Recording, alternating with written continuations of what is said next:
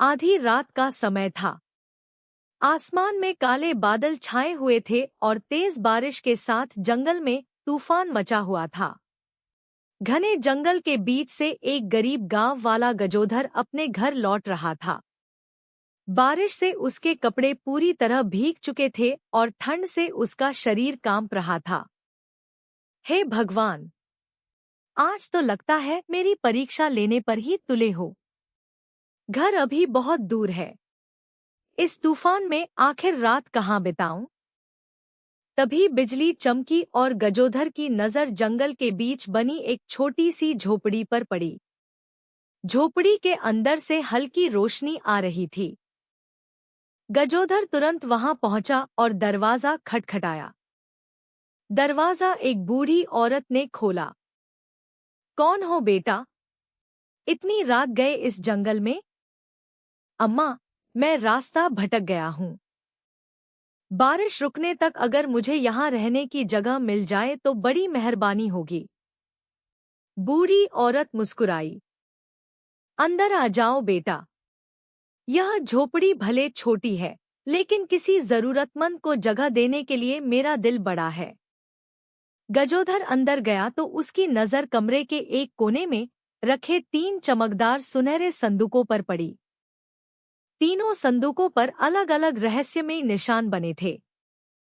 गजोधर मन ही मन सोचने लगा, इस बूढ़ी औरत के पास इतने कीमती संदूक, आखिर इनमें क्या है? बूढ़ी औरत ने उसे खाना दिया। पहले खाना खा लो, फिर आराम करना।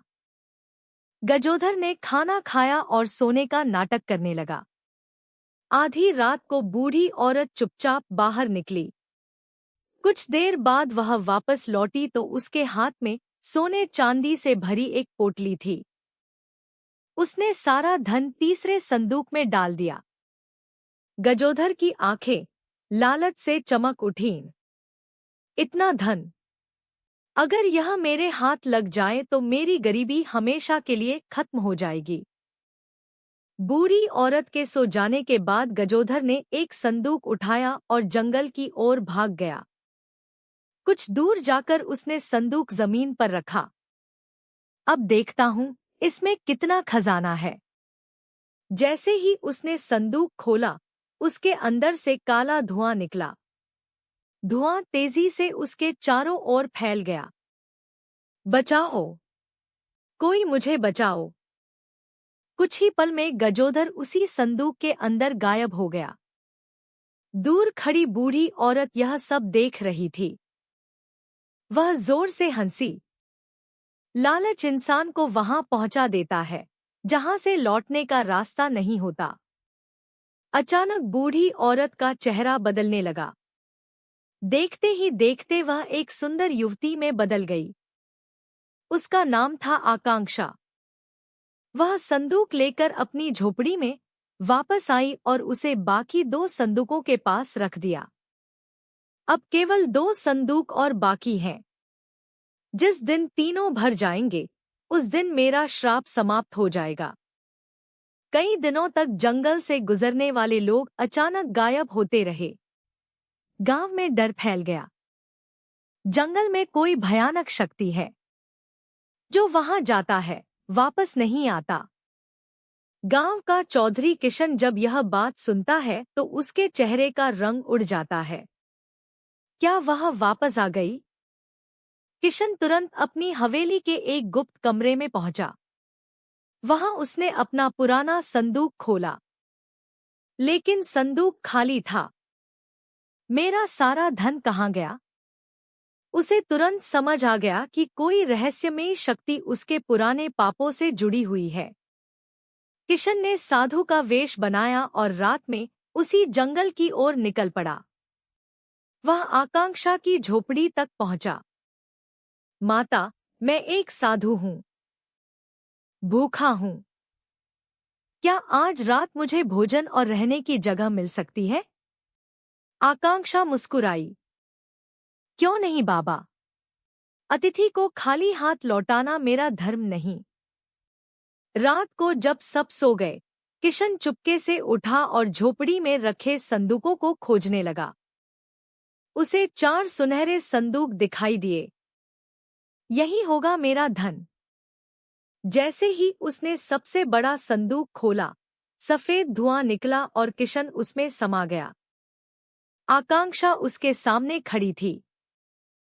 किशन, तुम्हें याद है तुमने कितने लोगों का हक छीना था? किशन डरकर बोला। तुम कौन हो? आकांक्षा ने अपना असली रूप दिखाया। मैं वही हूँ जिसे तुमने कभी अपने स्वार्थ के लिए जंगल में मरने के लिए छोड़ दिया था। किशन की आंखों के सामने वर्षों पुरानी घटनाएं घूमने लगी। कई साल पहले किशन एक गरीब मछुआरा था। गरीबी ने उसे धीरे धीरे लालची बना दिया था। एक दिन वह जंगल में रहने वाले एक ठग बाबा के पास पहुंचा। बाबा, मुझे अमीर बनना है। ठग बाबा ने उसे एक नकली शाही फरमान दिया। गांव वालों से उनकी जमीन के कागज और स्त्रियों के गहने जमा करवा लो। उनसे कह देना कि राजा उन्हें दोगुना करके लौटाएगा। किशन ने वही किया। भोले गांव वालों ने उस पर विश्वास कर लिया। किसी ने जमीन के कागज दिए, किसी ने बेटी की शादी के लिए बचाए गहने। लेकिन किशन ने सब कुछ अपने पास रख लिया। उसकी पत्नी आकांक्षा ने जब यह देखा तो उसने विरोध किया। यह गलत है किशन। गरीबों की बद्दुआ लेकर कभी सुख नहीं मिलता। किशन ने उसकी बात नहीं मानी, बल्कि उसने एक तांत्रिक से जादुई जल लेकर अपनी पत्नी पर छिड़क दिया। देखते ही देखते आकांक्षा एक बूढ़ी औरत में बदल गई। किशन ने उसे जंगल में छोड़ दिया। आकांक्षा रोती रही। हे भगवान, मैंने किसी का बुरा नहीं किया, फिर मेरे साथ ऐसा क्यों हुआ? तभी एक संत उसके सामने आए। उन्होंने कहा, बेटी, तुम्हारा शरीर बदला है, आत्मा नहीं। जिस व्यक्ति ने तुम्हारे साथ अन्याय किया है, उसके कर्म ही एक दिन उसे तुम्हारे पास खींच कर लाएंगे। संत ने उसे एक दिव्य सुनहरा संदूक दिया। हर बार जब कोई लालच में आकर इस संदूक को खोलेगा, उसका पाप उसके सामने आ जाएगा। लेकिन ध्यान रखना, बदला लेने के लिए नहीं, न्याय के लिए इसका उपयोग करना। आकांक्षा ने उसी दिन से जंगल में रहना शुरू कर दिया। उधर किशन गांव का सबसे बड़ा जमींदार बन गया। उसने हवेली बनवा ली और खुद को चौधरी कहलाने लगा। गरीब लोग उसके दरवाजे पर मदद मांगने आते, लेकिन वह उन्हें अपमानित करके भगा देता। एक दिन एक गरीब पिता अपनी बेटी की शादी के लिए पैसे मांगने आया। चौधरी साहब, मेरी जमीन तो आपने ले ली, बस बेटी की शादी के लिए थोड़े पैसे दे दीजिए। किशन ने उसे धक्के देकर बाहर निकलवा दिया। यह देखकर गांव का मुखिया दिनेश शर्म से झुक गया। हमने भी लालच में आकर उस पर विश्वास किया था। हमारी गलती की सजा पूरे गांव को मिल रही है। लेकिन तब तक बहुत देर हो चुकी थी। कुछ समय बाद किशन की बेटी निशा अपने पिता को खोजने लगी। पिताजी कहाँ हैं? गांव वालों ने गुस्से में कहा, तुम्हारा पिता हमारा सब कुछ लूट कर भाग गया। अब इस हवेली पर हमारा अधिकार है। निशा रोने लगी। मेरे पिता ने जो किया, उसकी सजा मुझे मत दीजिए। मैंने किसी का कुछ नहीं छीना। लेकिन गुस्से में अंधे गांव वालों ने उसकी बात नहीं सुनी। भूखी प्यासी निशा गांव के बाहर एक पेड़ के नीचे बैठ गई। तभी जंगल की ओर से एक बूढ़ी औरत आती दिखाई दी।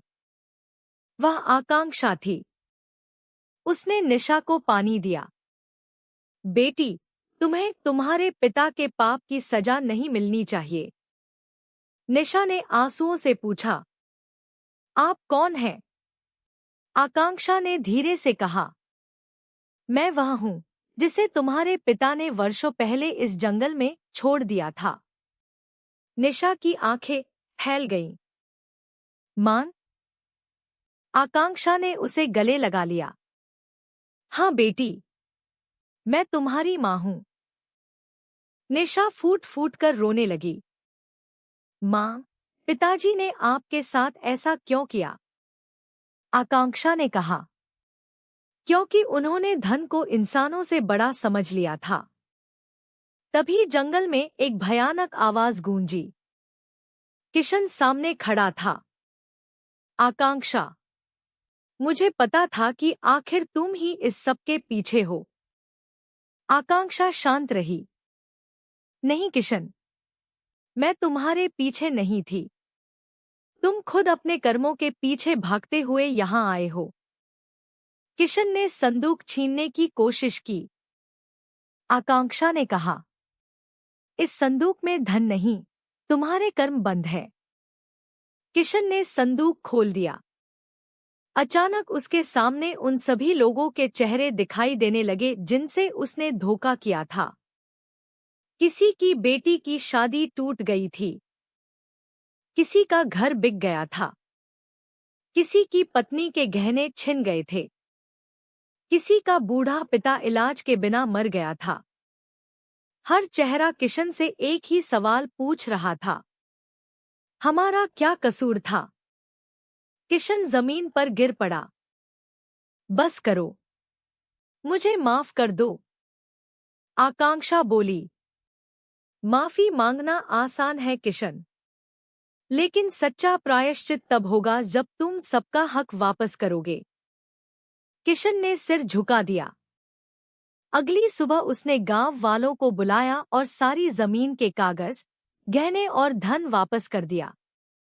जिससे जितना छीना था उसे उतना लौटाया। गांव वालों ने पहली बार उसके चेहरे पर घमंड नहीं, पछतावा देखा। किशन ने गांव के सामने कहा, मैंने धन कमाया नहीं था, मैंने लोगों का हक छीना था। आज समझ आया कि दूसरों के आंसुओं से बनाया महल कभी सुख नहीं देता। आकांक्षा का बूढ़ा शरीर धीरे धीरे बदलने लगा। कुछ ही क्षणों में वह फिर से अपनी असली सुंदर और युवा अवस्था में लौट आई। निशा दौड़कर अपनी मां से लिपट गई। आकांक्षा ने आकाश की ओर देखा और कहा, हे भगवान, न्याय में देर हो सकती है, लेकिन अन्याय हमेशा के लिए नहीं रहता। उस दिन के बाद गांव में एक बात हमेशा कही जाने लगी, धन से बड़ा इंसान का चरित्र है और दुनिया से बचकर भी इंसान अपने कर्मों से नहीं बच सकता। और यही इस कहानी की सबसे बड़ी सीख थी। लालच से मिला धन कुछ समय के लिए खुशी दे सकता है, लेकिन अच्छे कर्म ही जीवन भर का सुख देते हैं।